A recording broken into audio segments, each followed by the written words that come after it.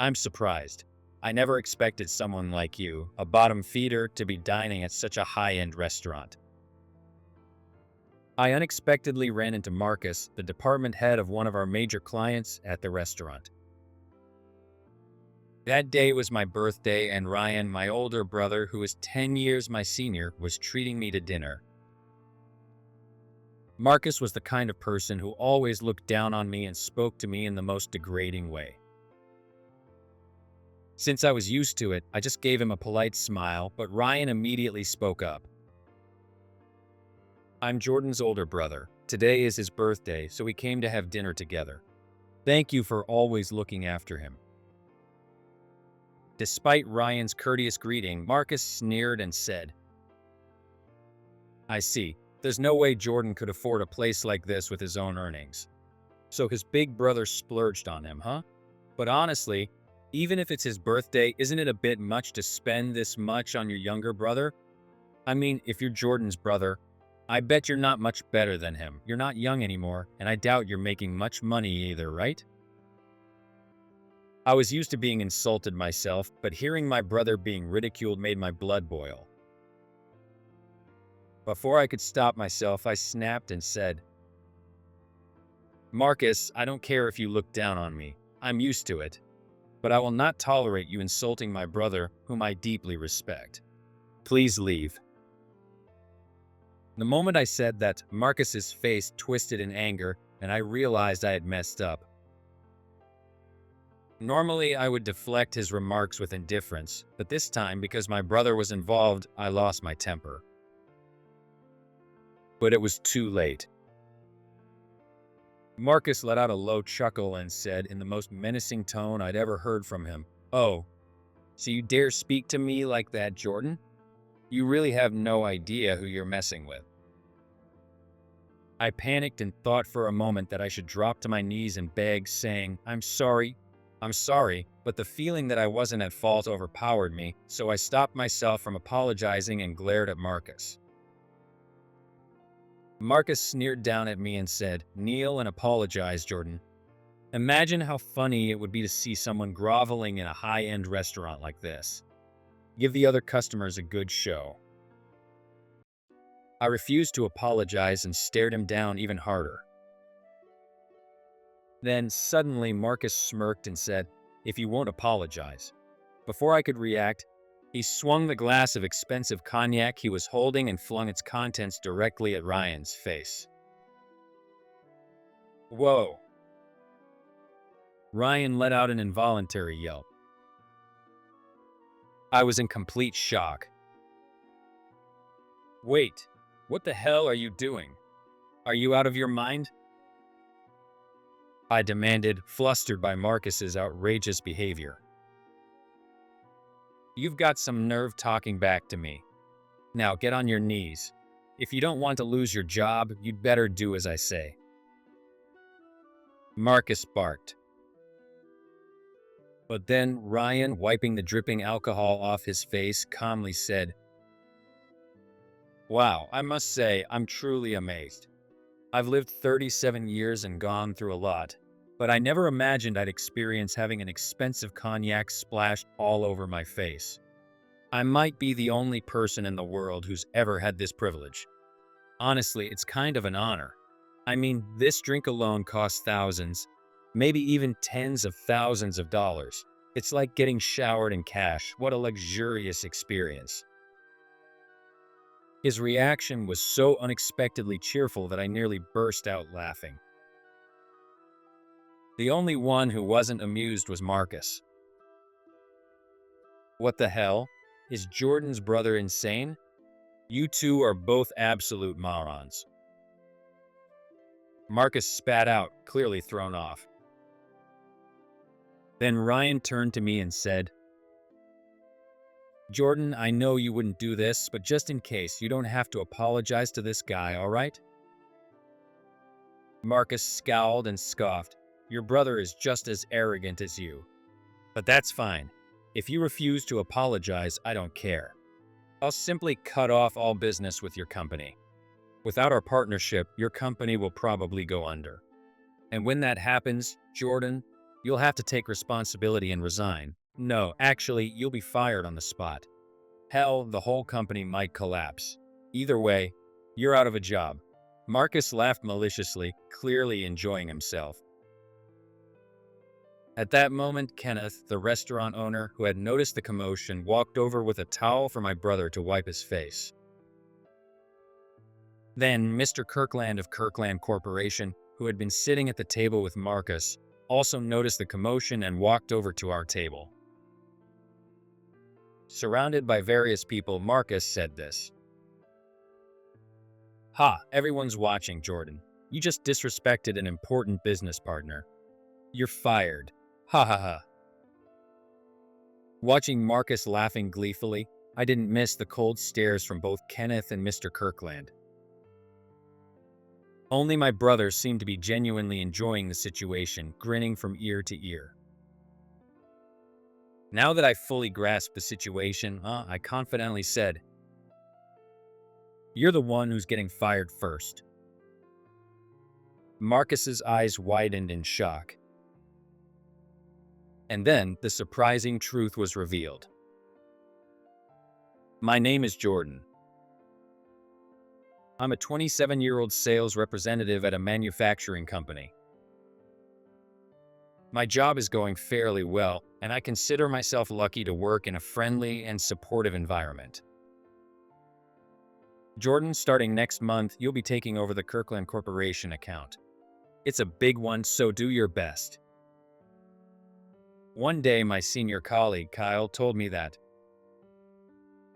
Understood. Kirkland Corporation is one of our biggest clients, right? I'll do my best to handle the account as smoothly as you have. I responded enthusiastically, determined to meet expectations. But then Kyle continued, looking a bit apologetic. Actually, they've switched their representative on their end too. Until recently, a woman named Hannah was in charge, but they just reassigned someone named Marcus. I met him the other day, and he's quite the character. He straight up told me, "You're boring. Get a younger guy to handle our account." I mean, I'm only in my late 30s, but I guess I'm not young enough for him anymore. So I talked to our president, Mr. Turner, and he said, "Then let's have Jordan take over." I had thought my skills had earned me the responsibility of handling a major client, but knowing the real reason behind it left me a little disappointed. Still, it was the president's decision, so I had no choice but to rise to the challenge. Understood. I'll do my best to earn Marcus's approval. I answered that way to motivate myself. I've dealt with difficult clients before, and in the business world, you meet all kinds of people. Gaining more experience helps me grow, so I decided to stay calm and take over the responsibility. I decided to take it in stride and officially took over the Kirkland Corporation account after receiving a full briefing from Kyle. I had some urgent matters to confirm with our new contact, so I called Marcus as a way to introduce myself. "Hello, this is Jordan from Turner Corporation's sales department. Is Marcus available?" When I called the company and said that, the man on the other end of the line said, "I'm Marcus." Since first impressions are crucial, I put on my most energetic and professional tone. "Hi Marcus, I'm Jordan, and I'll be handling your account from now on. I'll do my best to serve you well, so I look forward to working with you." Then he responded, "Humph, young guys are so loud and full of energy. I would have preferred someone calmer." But Kyle, the previous account manager, told me Marcus asked for a younger person to handle our account. I couldn't help but wonder he's saying the complete opposite.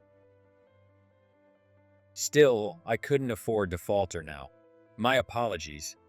I'll make an effort to be more composed. I appreciate your guidance moving forward, I replied, adjusting my tone to be calmer yet still polite. Then Marcus said, "Humph, I don't really care, but young guys are more fun to push around." I started to understand him. I see he's the type who always has a comeback for everything. Definitely a troublesome person. I braced myself, determined to handle him professionally, and ended the call on a positive note. Kyle, you weren't kidding. Marcus is quite the handful. I reported back to Kyle, who was still nearby. Sorry, Jordan. I really dumped a troublesome client on you. Kyle apologized, looking guilty. It's not your fault at all. I reassured him. I was surrounded by great colleagues, so even if some clients were difficult, I felt I could handle it. And so, my interactions with the contradictory and capricious Marcus were never easy, but somehow, I managed to keep things running smoothly without angering him. Because of that, both Kyle and our president, Mr. Turner, began to recognize my efforts. Jordan, I'm glad we assigned you to this account. I actually heard that Marcus had conflicts with other companies before, so I was a bit worried when he took over. But thanks to you, things are running smoothly. Honestly, if a major client like Kirkland Corporation were to cut ties with us, we'd be in serious trouble. Mr. Turner told me. Thank you. So far, I've been managing somehow. I'll keep doing my best. I gave that response to Mr. Turner.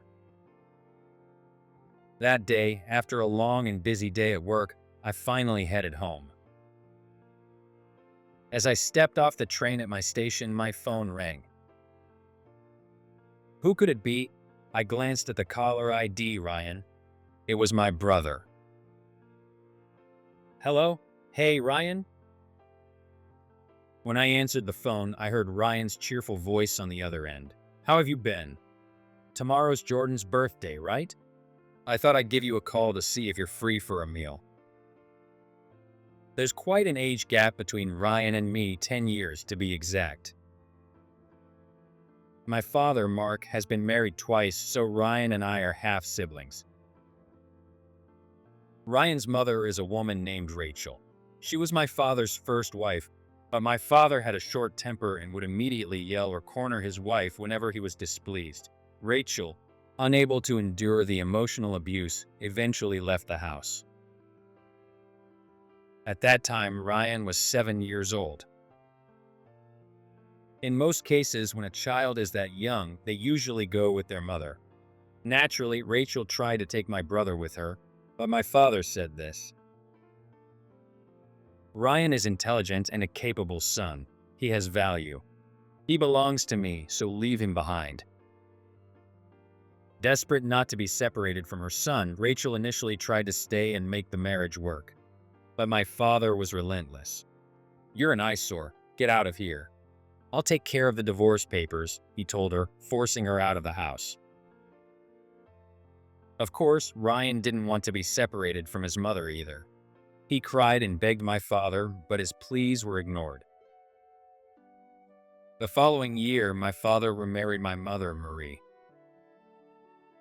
It still amazed me that such a terrible man managed to remarry, but my father came from a wealthy family. Through family connections, he was constantly presented with arranged marriage opportunities. Wealthy, sheltered women, completely unaware of his true nature, ended up marrying him. Both Rachel and Ryan were raised in privileged households with little experience with men. On top of that, my father was very good at maintaining a charming facade, making himself seem like a perfect man. To make matters worse, he was also considered good-looking. In short, two naive, sheltered women were completely deceived by my father, a wealthy man with a pleasant exterior. The year after my parents got married, I was born. At that time, Ryan was 10 years old. According to Ryan, after experiencing one divorce, my father seemed to have learned his lesson, at least a little, and treated my mother better than he had treated Rachel. Additionally, my mother had a bright and carefree personality. Even when my father did or said terrible things, she wouldn't dwell on them and would wake up the next morning as if nothing had happened. This likely helped her cope. That's why my parents' marriage, despite some arguments, managed to last for 13 years. But to put it another way, it only lasted 10 years. When I was 13, my parents separated for the same reason my father had divorced Rachel. My father grew dissatisfied with my mother and escalated his verbal abuse until she was ultimately forced out. However, there was one key difference this time. My father did not demand to keep his son. I still remember that day vividly. My father screamed at my mother to leave. My mother was in tears. Then my father said, "This one isn't like Ryan, he's useless. He has no value. Take him with you." Of course, this one referred to me. Unlike my brother, I wasn't particularly good at studying or naturally skilled at many things. Apparently, that made me unworthy in my father's eyes. A normal person would probably be deeply hurt to hear something like that from their own father. But since the man had been a villain my entire life, I felt bad but not devastated. I had simply grown numb to it. Looking at Ryan, I sometimes wonder if it was a miracle that he grew up to be such a kind, sincere, and hardworking person, or if he turned out that way because our father served as the perfect example of what not to be. Either way, the fact that neither of us ended up as complete social misfits is something I feel genuinely grateful for. Anyway, back to the story. At 13, I left the house with my mother. At the time, Ryan was 23, and shortly after we left, he moved out on his own as well. My mother worked hard to raise me on her own. We weren't well off, but after escaping my father's tyranny, I felt peace and relief living alone with my mother. Looking back, those days were the happiest time of my life. Why was it only for a short time? Because soon after, my mother fell ill and passed away. She died just 1 year after divorcing my father. She had been feeling like she was getting headaches more often. Then she collapsed at home and never woke up again. At the time, I was still in middle school.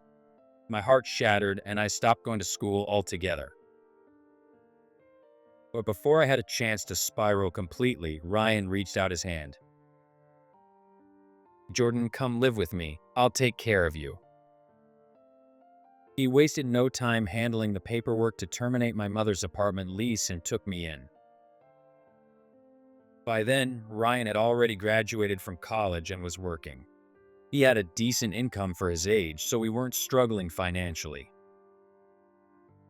On top of that, he was surprisingly good at household chores, which made me respect him even more. I didn't want to just rely on him, so I tried to help with housework. But whenever I did too much, Ryan would say, "You have school to focus on. Jordan, just do what you can." Thanks to Ryan, I always had proper meals while growing up, and I was able to attend both high school and college. Even when I was struggling with friendships, relationships, or academics during my teenage years, Ryan was always there to listen and support me. He was like a father, a mother, and a brother all in one. At times, he even felt like my best friend. I believe the only reason that was possible was because Ryan was extremely capable and skilled. And because he was a kind, compassionate person. I respect Ryan more than anyone else in the world. 3 years ago, we started living separately. It wasn't because we had a falling out or anything like that. I just felt that I couldn't rely on him forever and needed to become independent, so I moved out on my own. Even so, Ryan never stopped looking out for me. Every year on my birthday, he calls me. If our schedules align, he takes me out for drinks or treats me to a nice meal at a good restaurant. When he asked if I was free tomorrow for dinner, I immediately responded, "I'm free. Let's go." without a second thought. Ryan chuckled over the phone and said, "I'm glad you're free and that we can meet up, but I can't help but worry that you're always available at night. It's about time you got a girlfriend, but we can talk about that tomorrow. Let me know if you have a restaurant in mind." Then he hung up. Feeling excited, I looked forward to tomorrow. The next day, I finished work quickly and headed to the restaurant where I was meeting Ryan. It was the kind of place I wouldn't normally be able to afford on my own, but Ryan treated me to an amazing meal. "Thanks for everything, as always. Honestly, I feel like I've been way too lucky compared to others my age. Is that really okay?" I muttered, sipping wine that paired perfectly with the food.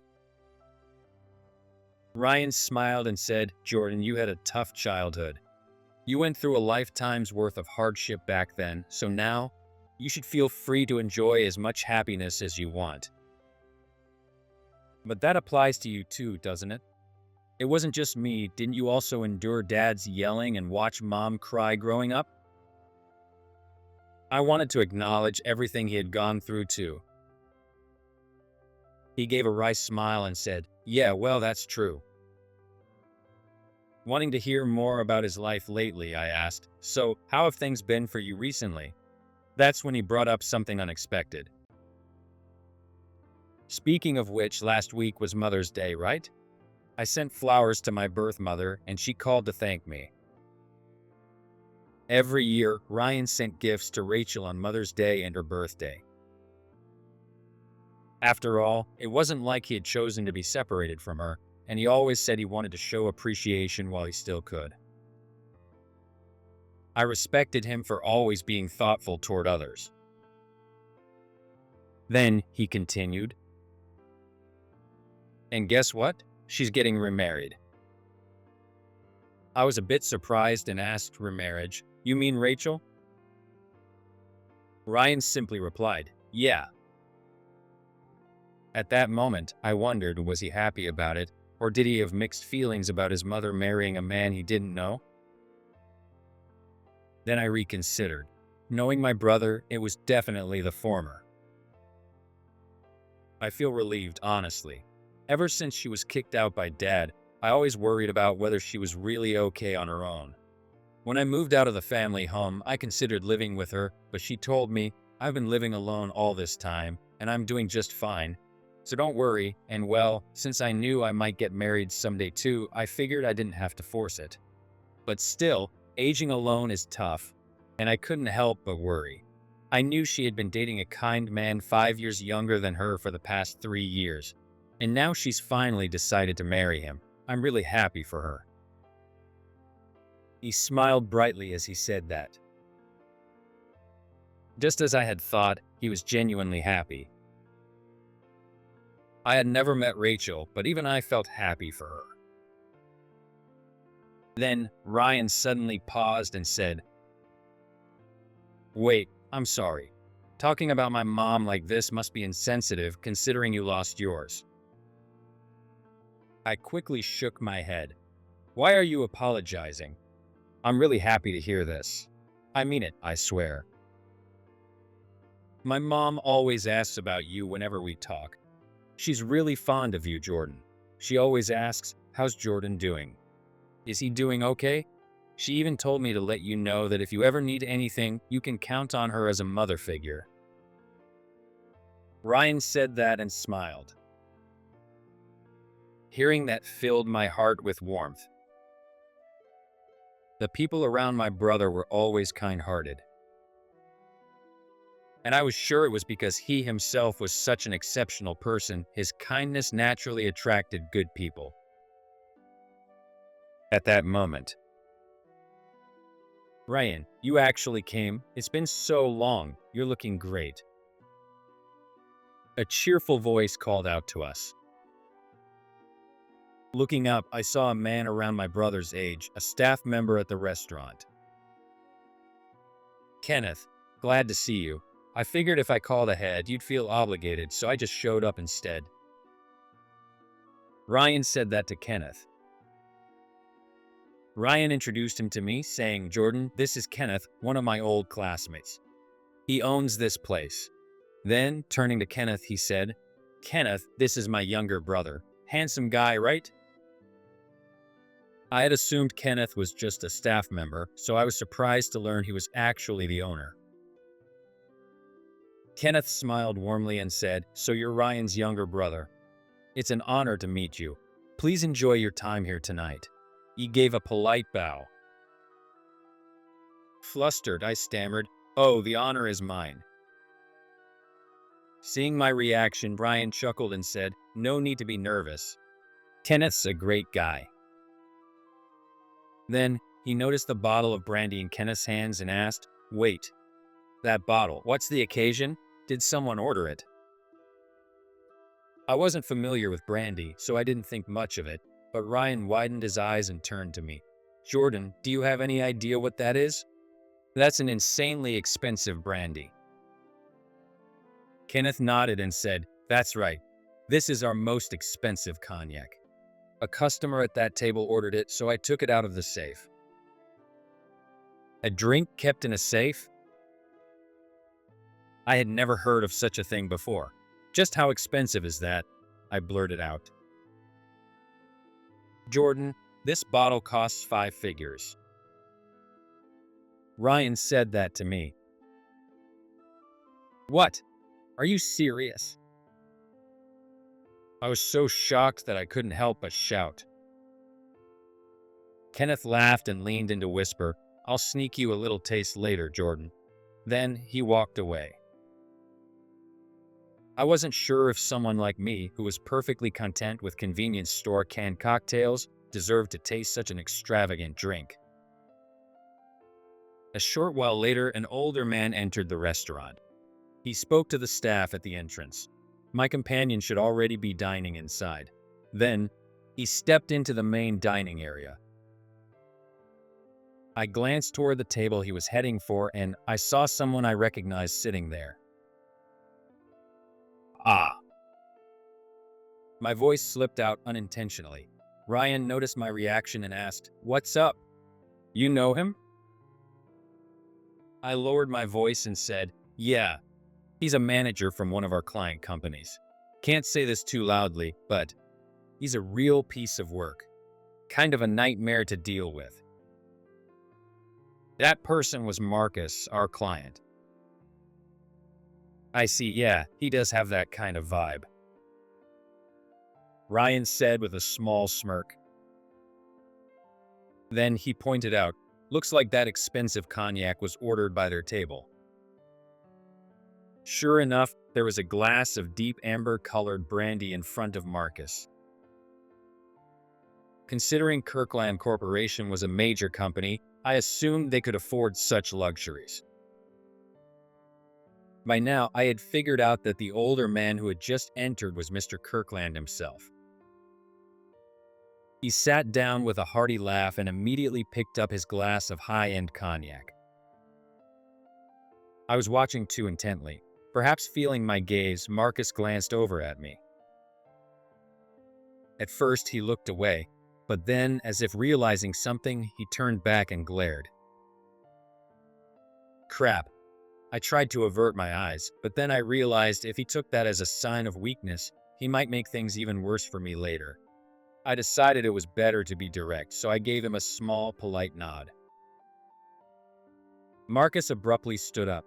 Holding his glass of cognac, he walked straight toward our table.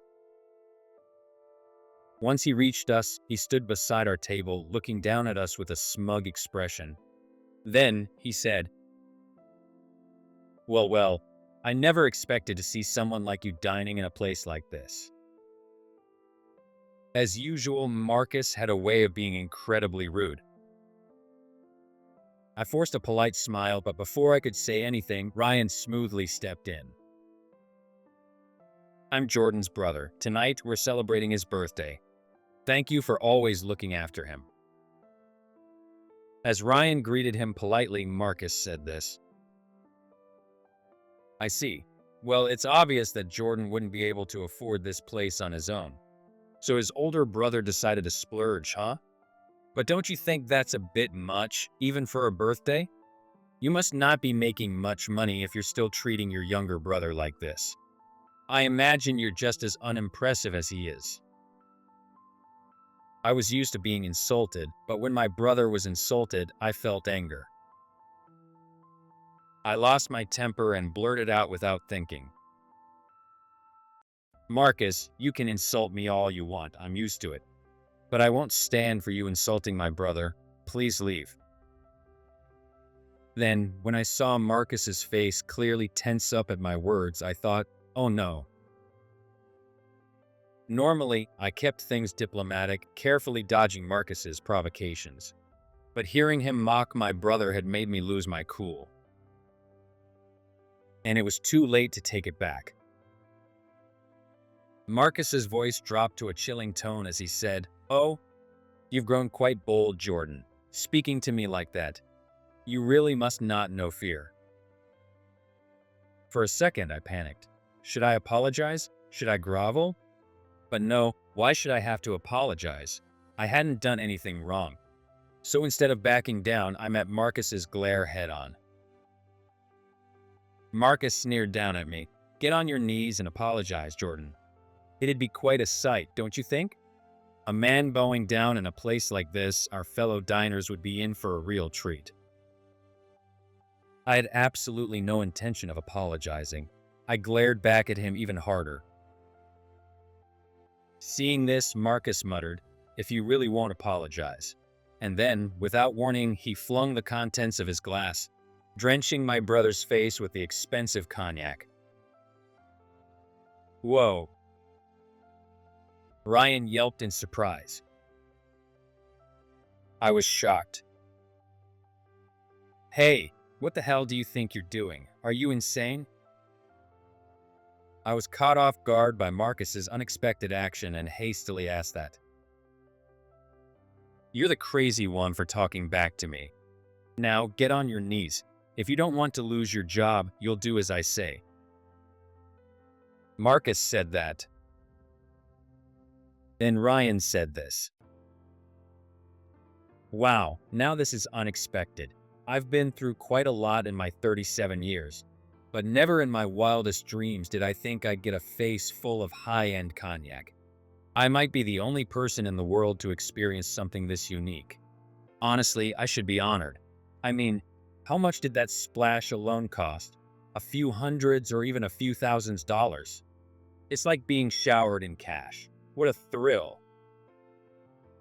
His voice was so unbelievably cheerful that I almost laughed.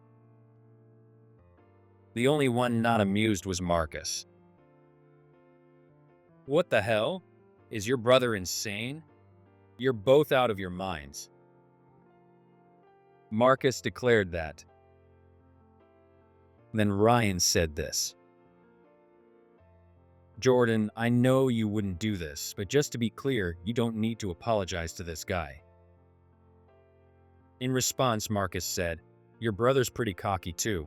Well, whatever. If you absolutely refuse to apologize, that's fine. I'll just cut off business with Jordan's company. Without our deal, Jordan's company might go under. And if that happens, he'll have to take responsibility and resign. No. He'll probably be fired immediately after the deal is canceled. Wait a second. Either way, the company itself will be gone. Well, I guess losing his job is inevitable. Then he laughed as if he were enjoying himself. At this point, Kenneth had returned with a towel and quietly handed it to Ryan.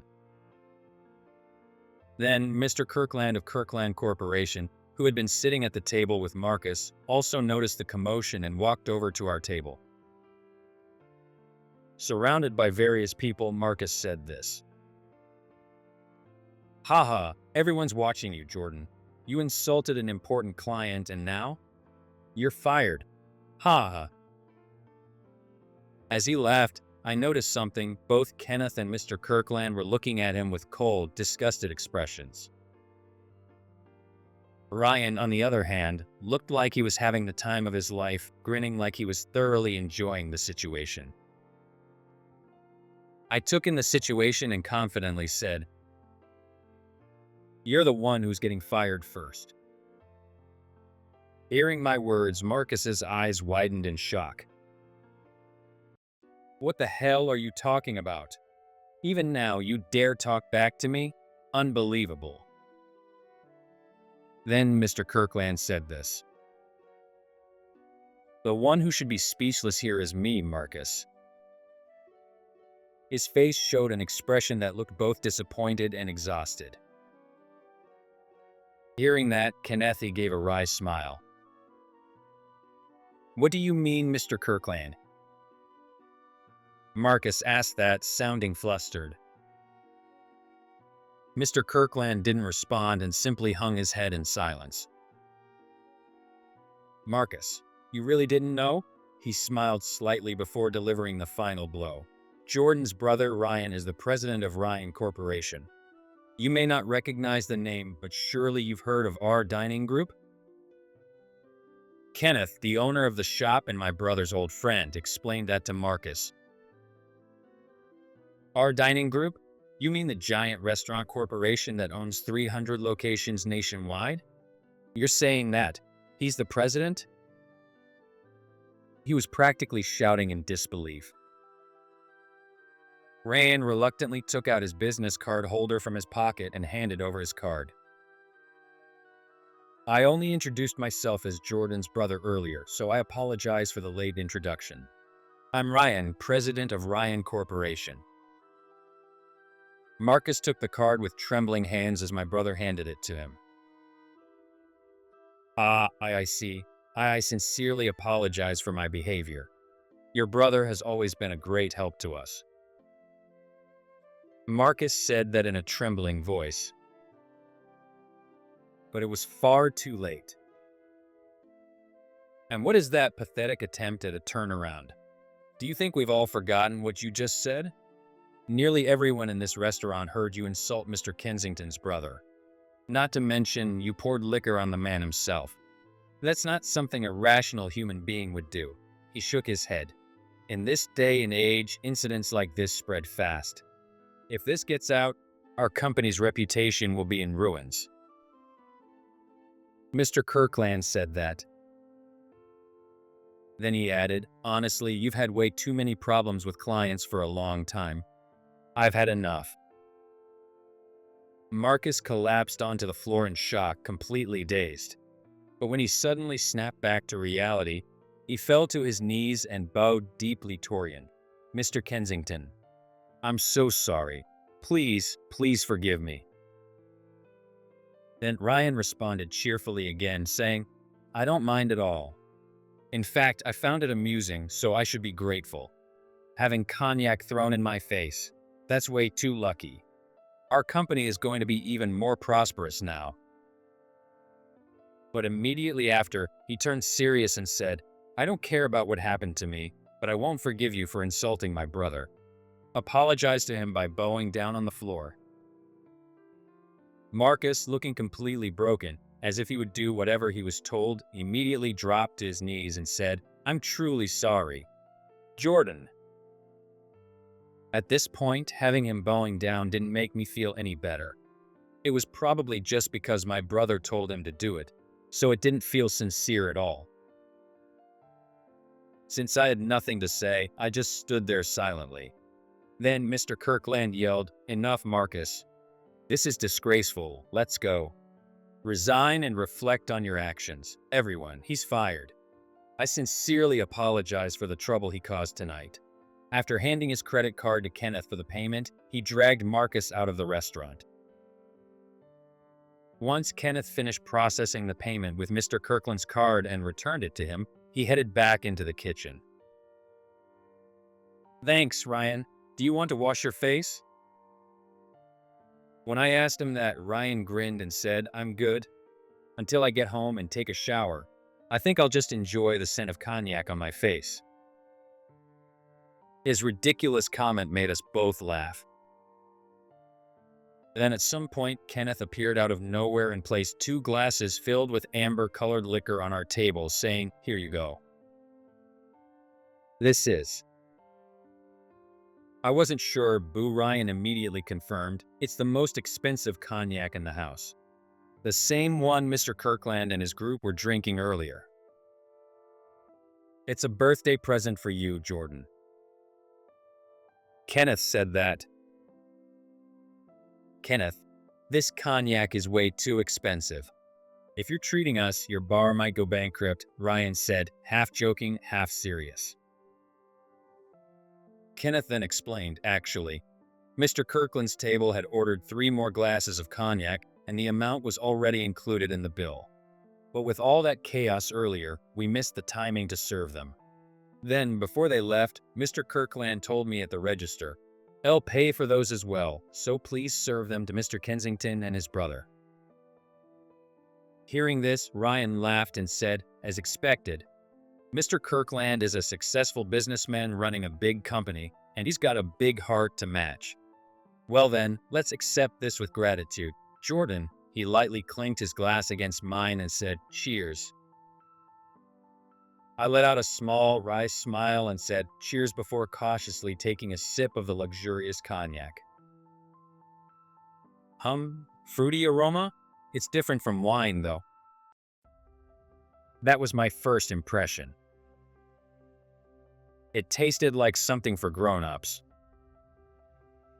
Though I was already 27 and technically an adult, I felt like I wasn't quite qualified to appreciate this kind of drink yet. Still as pretentious as ever. Does that mean Ryan isn't inexperienced? Well, considering he's a true celebrity, I guess it's only natural. Still, no matter the situation, wasting such a fine drink by throwing it on someone's face, like Marcus did, was unthinkable. Both Ryan and I took our time savoring the exquisite cognac. The next day, when I called Kirkland Corporation regarding our business deal, an employee informed me that Marcus had resigned and that a different employee, Sean, would now be in charge. From then on, I worked with Sean, who was a very pleasant person, making business interactions much smoother. I was relieved that I no longer had to walk on eggshells around Marcus. Mr. Kirkland personally apologized to me again, and he even went to see Ryan to apologize in person. Since Ryan was a forgiving person, there were no lingering tensions between our companies. In fact, he swiftly consulted the police and legal experts to ensure that no videos of Ryan getting drenched in cognac would be spread on social media. He had it legally prohibited from being posted online.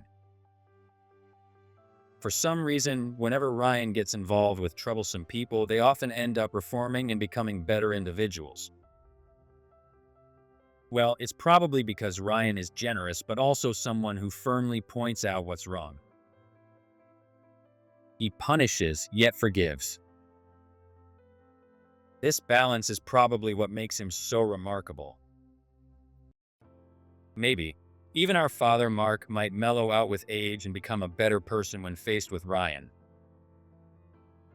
If that day comes, I hope he will finally apologize to Ryan's mother, Rachel, and to my late mother, Marie, and learn to treat people with kindness. With my brother by my side, I believe that's possible. And I want to believe that I have inherited some of his good traits as well. So I will live my life with sincerity. That's what I decided.